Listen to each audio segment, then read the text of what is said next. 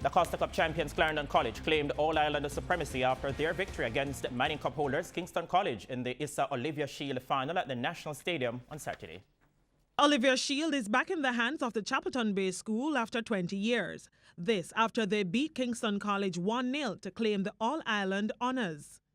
Kingston College, with a number of missed chances in both halves, were punished for those mistakes by Andre Nicholson's strike in the 87th minute. The win for the LENWORTH HYDE coach team could not have been more fitting, as CC defeated the school he once coached. On the day, former Clarendon College coach Winston Chung-Fa was laid to rest. Sweet, sweet like honey. You know, this one great, man. From 77, we haven't taken this double year. And this man let us do it. So I dedicated this to him, man. The team last year was a much better team than this year. But this team had something in it, you know.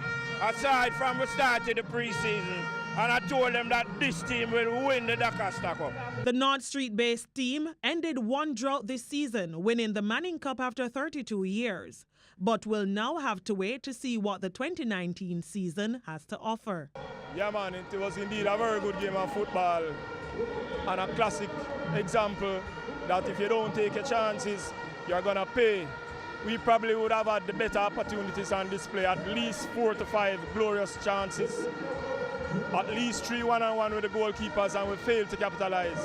We did a very good job on the Q-Dale. We did a very good job defensively with the entire against the entire Clarendon attack. However, the counter game that we played went perfect, but the finishing let us down. REGGAE BOYZ captain and goalkeeper Andre Blake was elated to have witnessed his former school lift the Olivia Shield, which eluded him during his tenure. Very happy for them. You know, I wasn't able to do it, you know, and just to sit here and watch them do it and the way in which they did it, very happy for them. Hats off to them. TRISHANA McGowan, TVJ Sports.